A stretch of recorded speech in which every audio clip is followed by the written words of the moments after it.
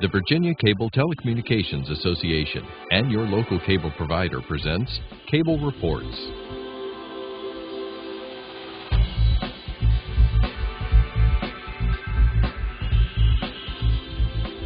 Join us now as Cable Reports brings you up to date on current issues facing the Commonwealth through discussions with your local legislators and other policymakers from across Virginia. From the General Assembly and the City of Richmond, I'm Woody Evans for Cable Reports and the Virginia Cable Telecommunications Association, connecting Virginians to their government. We're pleased to connect you today with Delegate Lionell Spruill. Good to see you, sir. Thank you for having me. Good morning to you. Good morning to you. And understand things are doing pretty well in the Chesapeake-Suffolk area in terms of the economy? Yes. If we could ever find a way to get around everything, we're doing pretty good. Good point. So let's talk about the Midtown-Downtown Tunnel, which right. I know is very important to you and your constituents. Tell us what's going on with those tolls. First of all, I want to thank the governor, because the governor was able to work out something where we could buy down the toll price. Of course, we were against the toll. Could you imagine if you live in the Chesapeake area, in the Suffolk area, put tolls on Midtown Tunnel, Downtown Tunnel. We got tolls on the Chesapeake Expressway already. We're going to put tolls on the Mountain Merrimack, put tolls on Hampton. You won't be able to get out of Hampton or Chesapeake without a toll. But the question was, the main thing was the price to allow over 50-some years, for the next 50-some years, the people who are building these things, they could raise. I don't think they would do it, but we have no say-so on how much they can raise for the next 50-some years. So there's a 50-year contract, and over time they can raise those tolls. But they are guaranteed 13%, if I'm not mistaken, 13% for the next 50-some years. Wow. So, of course, when we fought it in court, and the court rules, we think it wasn't fair because the gentleman who was on the Supreme Court was in the House at a particular time that thing was drawn up, and he made the final ruling, but of course they had to support it. So as I understand it, the court decided it wasn't a tax, therefore it wasn't in violation of the law. Well, the court sound like a Republican, in my bless their heart, because when we call a fee is a tax, but they call it not. But start off with $1.84, I believe it was. $1.84. Yeah, and that's for, those for cars only? Yeah, no. For trucks, yes. For trucks, it's even more. Okay. But the governor was able to get it down, I believe, to 75 cents. So that was great starting off. But the question is that after the first initial 75% or what have you, then what happened 2 or 3 years from now? And then are we going to price ourselves out of the market? Then you get the kids who are leaving from Portsmouth, coming to Old Dominion, Norfolk State. Then what about the Kenneth Alexander, who is senator, for example, on a funeral home business, along with others? What happens if you have a 50-car funeral motorcade going through there? How much you got? Who will pay for all that stuff? And then, of course, again, the backup traffic. The downtown tunnel from Portsmouth is so close to the bridge, it'll back up easy. Right now, it's not back up because a lot of people don't use it. They are going around. So by going around the Chesapeake, they either put all that traffic on the Chesapeake Road or Military Highway at 64, and boom, that's back up on the Interstate 64. Let me ask you a question. What about emergency vehicles and military vehicles? Do they have to pay a toll? No. I think they finally made an exception to the military. I don't know about military, but emergency vehicles, we made an exception to that. So you've seen an impact already. You mentioned Senator Kenny Alexander's business, and he has more than one business in the surrounding areas. He has one in Portsmouth and one in Norfolk. And to keep it ever, that's one business. But the main thing is look at the traffic it's costing. They were saying, hey, we don't have a backup. But guess what? The tunnel is 21% down. People's not using it. They are going around 64 and using the high-rise bridge in Chesapeake that stays backed up now from Battlefield Boulevard. And they're using the Military Highway, we just fixed there, the Gilmanton Bridge, but the road itself is in a shambles, haven't been fixed in 35 years. So they're using that to keep from paying that toll. So all this back up on those 2 roads and beating up the road, it's going to cost Chesapeake money. And guess what? The high-rise, we might talk about putting a toll on that. So we won't be getting out of town. So Norfolk is escaping right now, but it will catch up on the other cities. Now, I assume that before this toll was implemented, when this deal was done, you got a lot of calls from constituents saying, why did you let this go through? That's exactly right. And we were under the impression is that this could not be done unless it was approved by the General Assembly. And with the governor and VDOT negotiating a contract without our approval. So what basically happened is that they raised the tax on citizens without the approval of the General Assembly, and you can't do that. So how do you get around it? It's not a tax, it's just a fee forever. And so this is one of these highly touted public-private partnerships that went bad, so to speak. And that went bad, so to speak. Exactly right. Now, is there any legislation to cure the deficiency in terms of members of the General Assembly being involved and actually approving a venture of this That's nature? what I think now. I'm not mistaken that we have something in now that won't occur again, that we are saying that that fee can happen again without our approval. And so, and of course, the court backed up that the governor had the right to do that. You see, by calling the fees, he had the right to do that. So we are making sure that that doesn't happen again. It has to be approved by the General Assembly. Of course, this has an impact on the Port of Virginia, which is a huge economic engine for the entire Commonwealth, does it not? And that's exactly right. The key with this. Now, what about all those trucks we're talking about business coming in? How are they going to get to Portsmouth? They're going to go around? So that's the problem now. They're trying to see, the city of Norfolk is really complaining about the shipyard, complaining about Crane Island within Portsmouth. They're really complaining about that. And of So course, we're trying to figure out how we're going to do this thing with and of course, now's the time to take care of the competitive advantage that port has before Charleston, for example, and other ports dredge and get bigger. That's right. And so we're talking about dredging 55 feet, one basin. So your point is this. Charleston said, hey, we have a one shot, no toll, no slowing up. Come this way. No backups. Because there are going to be much larger ships coming into the port as a result of what's going on with the Panama Canal now? Right, and so they say, hey, you can come off our ports to our ships, get on our trucks and go on through, no backup, no slow, and no go around. Well, I know you're going to continue to work on this issue, among others, but I know you have some particular pieces of legislation, one involving health insurance and coverage for mental health services. That's been in the news because of the tragedy that occurred to Senator Deeds and his family. You know, that's right, but this one I have here, the gentleman who lives in Chesapeake, who has a daughter, he cut her to the hospital. And this is a little bit different. And I want to read this to make sure I'm going to write. Sure. This bill here deals with a mandated health insurance benefits for mental health treatment. Now, this is the problem. It does two things.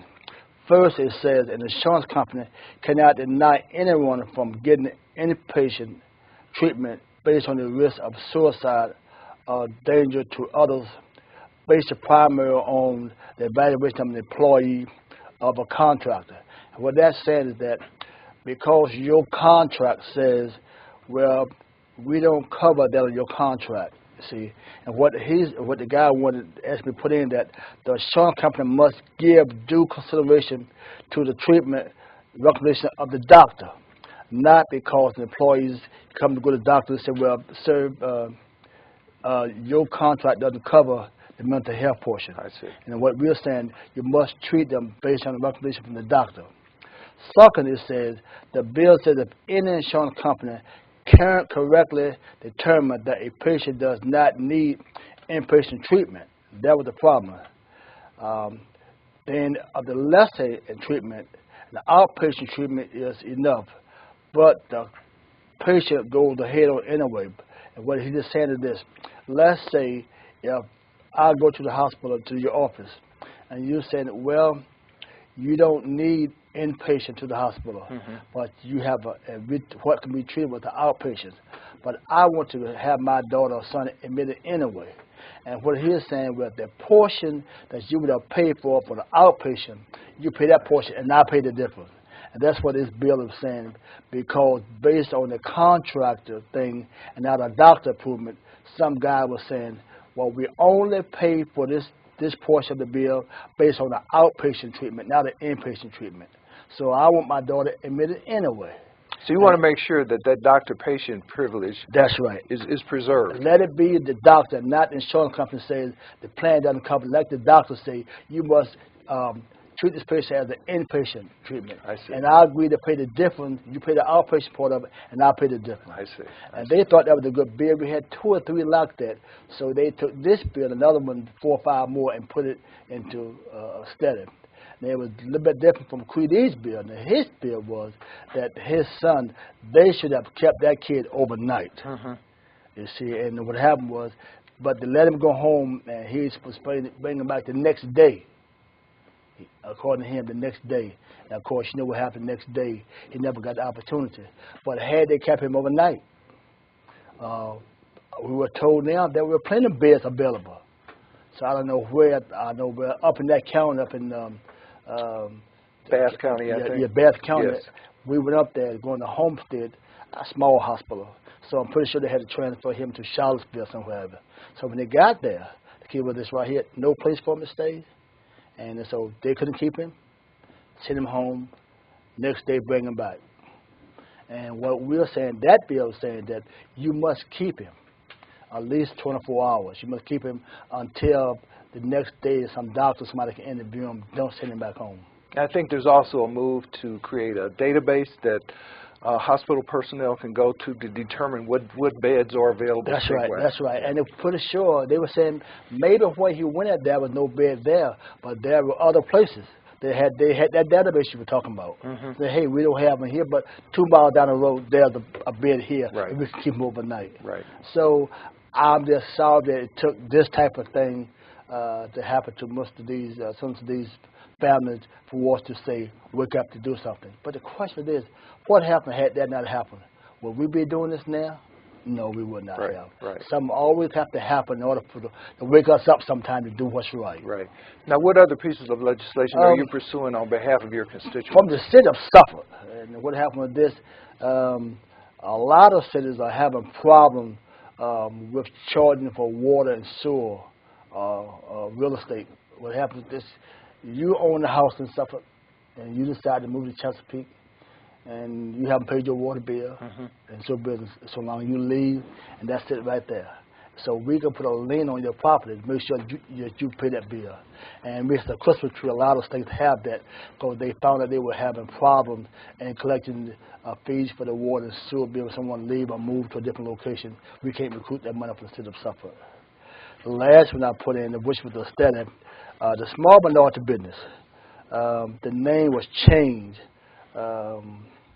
in 2012. It was changed. At first, it was called the Department of Minority Business Enterprise.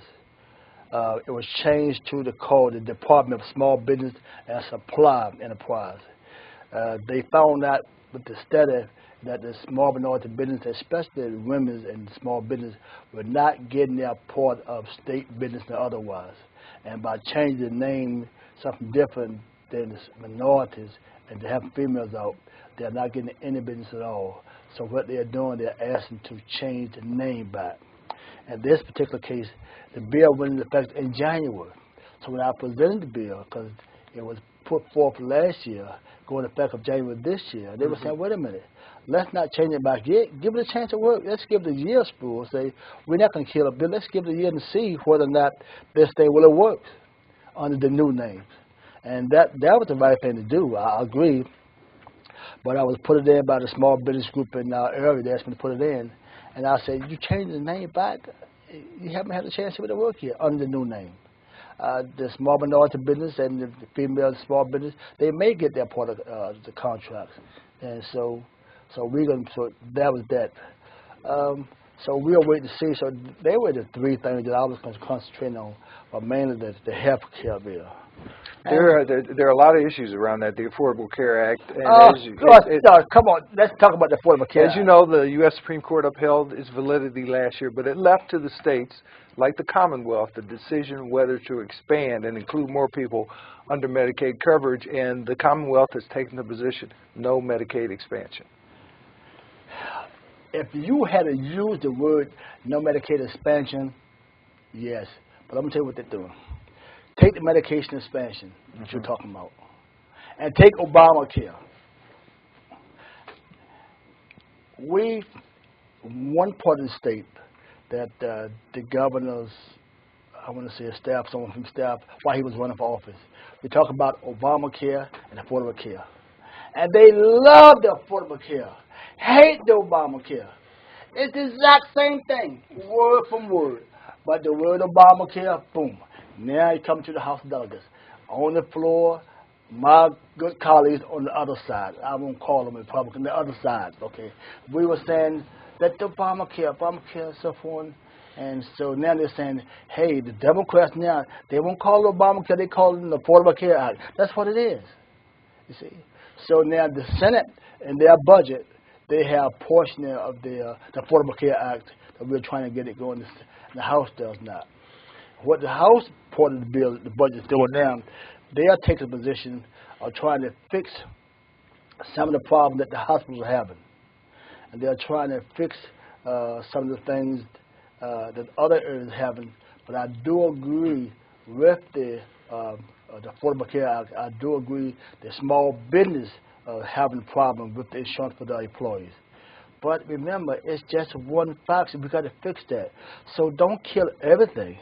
Remember when you were too young, but when Social Security first started, it was all kind of fight for Social Security. They had problems with it, but they kept it and they fixed it. What it was, they made it worse now, but they keep tacking on, of course. But when it first came out, with Social Security, they went in an uproar for it. And now try to take it away from them now. They will have a fit. It's the same thing. And again, the other side. I don't know why it's always the other side. I'm not calling what it is. The other side against that. And we're talking about people who needs help. So we're saying the Affordable Care Act, you do have some problems, but don't kill everything. Let's look at the problem that we have and see can we fix those problems and move on. Keep what is good, what's bad, change it. And so I'm just wishing that the other things who are brought into it, that we have had more time. And then the computer system went bad, as you know. That went bad on the thing. That's another factor they use, you know. So we had all kind of little small problems. But give it a chance. Don't kill it. Give it a chance. You're talking about over 400,000 people who need some type of health care. And yes, there are some mistakes. Fix the mistakes and let's move on from there. Now, let me make sure I understand, because in last year's budget, there was a commission set up, the Medicaid Innovation Reform Commission, to look at those kinds of issues that need to be looked at. It's charted through 2016. When the new governor came in, he said, General Assembly, give me the authority to make the decision so we can move forward. So now we've got a split. We've got the House budget, which has some additional dollars for hospitals, as I understand. We've got the Senate budget, which has ACA light, if you will. That's right. And so that's going to have to be resolved. How do you think that's going to be resolved? The House portion of it, they have fixed it. For some reason, somehow, they did not call it the Affordable Care Act. Say, hey, the hospital had a portion that you would call Medicaid expansion. The hospital crying, we fixed your portion of it. They fixed it in the budget for a 2-year span of time. They have pretty much did a good job. I give Delegate Jones a good job. Now, he is a brilliant young man. He's done a good job on fixing the problem for a short period of time, just 2 years. And what we think, let's look at the Democrat, the politics part of it, we are saying because they know that if the Affordable Care Act passed now, that some of them will have a hard time getting elected for next year. So that's why they're asking for this 2-year period of time that they won't go into the election. And we're saying, no, if you can fix it for 2 years, you can fix it now. And now, boom, but we can't find the money to do it. No way. But now, we're talking about putting a brand new General Assembly building. We're talking about renovating the office building across the street, the 9th Street building. We're talking about the building that the AG's office, and we're going to renovate that, all that money to have a brand new building. We say, hey, we can find the money to put us into temporarily and build a brand new building. Where all this money is coming from. But we can find that, but we can't find the money to do the Affordable Care Act. And some of the members in that party are saying they're not supporting the putting up new buildings. Too much money. So now we're saying on our side, we like what the Senate has. Now, help me understand, because I was under the impression that under the Affordable Care Act, if a state like Virginia decides to expand, for the first 3 years, the federal government's going to pay 100% of that. 100%. And every day that we do not take that money, it's costing us $5 million a day. $5 million a day. That's right. And where's that money going if the state of Virginia it does not goes take to another state. Another state. That's right. $5 million if we don't take that money. And so we're saying, wait a minute. But there's a portion, I want to get it right, in the House budget that they want to take $40 million for something. We say, hey, that's federal money. I thought we don't take federal money. You see, what $40 million they want to use it for some project that they put together. We were saying, I thought that we don't take federal money. They can use that for some project for the hospital, I believe. They wouldn't take $40 million for it. And we were saying, why not take it all? But why lose? We're talking about $2 billion. Why in the world are we losing $2 million? And why are we playing politics with the money to help our citizens? $2 billion. And you must have a lot of constituents in your district that could benefit from Medicaid expansion. God comes down. You tell the truth. You are exactly right. You see, and it's not a racial thing. Don't get me wrong. But we said this right here is that in Virginia, for some reason, again, let me use the other side. When I take the other side, which you know that's Republicans, when they're saying, for some reason, they seem to think it's a hard thing and taking money from the federal government, except when they need it for themselves. When they think something needs, they would do it. But we're saying, but it's not, it's our tax money. It's not the feds. Where that money come from? It comes from us. You, me, we all paying money from Virginia to the feds, and we're saying, give it back to us. That's what they were doing. And these are a lot of people who are supporting families who can't afford because of the low wages they have and the fact that their employers don't provide health insurance. Now, you should be a politician. Bless your heart. You're exactly right. And so we're looking at that. So we said, now, look at the Senate version, at least just a start. Look at the House version. And we're going to say to the House version, well, you're doing some of the things that those who complain at the hospital, the Chamber of Commerce, some of them are complaining about this thing, and you're trying to nitpick and fix those things. And it's a 2-year budget. It's a 2-year budget. What happened after 2 years? And they said, well, we need more time to study this thing. We said, no, 2016, because it'll put them past the election, because they are aware that some of us are going to beat them up on that not protecting the citizens of Virginia on the Affordable Care Act.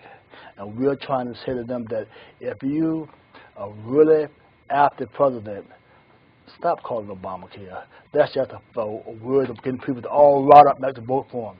You see, he's president. The man has got his second term. He's not going to be president again. So you can stop beating him up on that. It's done. It's a done deal now. They put TV ads on TV.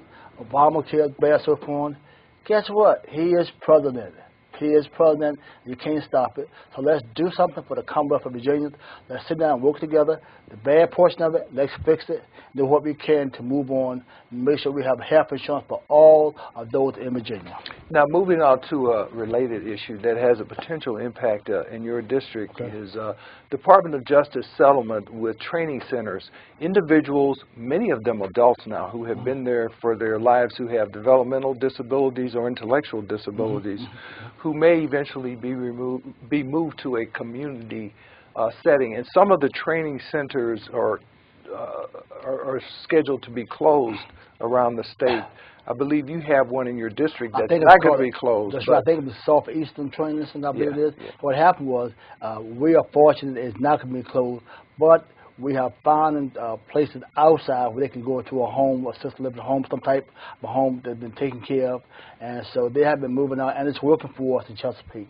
And so those that do not, cannot find a place to go in a home that would take them, that place is still there. So we don't have that kind of problem in Chesapeake yet. But other areas, they have a problem where they're moving them to a far distant place that the family has to travel to. They're not familiar with that, and they can't find a place, a home that can take them in. So we do have that problem because I believe some areas who are in the Newport News area have to travel as far up to Stanton or Staunton, I pronounce that word, in those particular areas to find a place, and that is creating a problem for those areas. And I wish that they could have kept those areas in place until they can found some place that's close by Right. and those homes to take those folks. So we do have that problem in the other parts of the state, but in Chesapeake, we seem to be doing pretty well. Good. Education has been at the top of the agenda, especially the reform of the standards of learning. Talk to us about that. A to F. That's how I grew up. You got an A, B, C, D. I'm trying to say, Right. you know, I'm kind of old, you understand that. But I do agree how that would hurt as far as putting a stigma on other schools that if they would get a F or a D, then how that would have an effect. For example, like you live, where you live at? Fredericksburg. All of a sudden, you're going to move to Chesapeake, okay? Right. And you have young kids. And you say, well, I want to live in that part of the city, and that's the school my child is going to. That school got a D. Ooh! No. If you want to bring business into the city, and you got that type of grade, you see. So I think it would hurt the school system, especially in the poor line areas when they're not doing as well. It will hurt the school system, and those kids will have a monkey on their back, sort of. I like the way they have it now, that they do not have that. So I don't support the grade system. And the school system in Chesapeake and Suffolk, they also do not support the grade system. If we can improve on what we have now. So how can we do it? Get rid of the standards for SOL. Throw it in the garbage can. I don't like no SOL. Throw it in the garbage can. But what we have advised from, we changed the test format from 27 to 23, I believe. So they have lowered that. That's not good enough. To me, the SOL should be thrown in the garbage can, because the teacher we have talked to, the delegate Spruill, I teach the SOLs. That way, my principal is satisfied. I keep my job. The superintendent is satisfied. He keeps his job. But then, what happened outside of the SOLs? What are they learning? Nothing. Some areas, especially in the rural areas, nothing about the SOL. You get past the SOL, they're not learning. So to me, throw the whole thing in the garbage can. But we made some improvement. We dropped it from 27, what it was, to 23. But to me, the governor is trying his best to reform something. They call it word to reform something. To me, if I had my way, I'd get rid of the whole thing. Great. Well, thank you for being here, Delegate Lionell Spruill. We appreciate your public service and Thank your you, hard work, and good luck in the remainder of this session. Bless your heart. Thank you very much for having me, sir. Thank you for watching Cable Reports, brought to you by the Virginia Cable Telecommunications Association, connecting Virginians to their government. Until next time, I'm Woody Evans.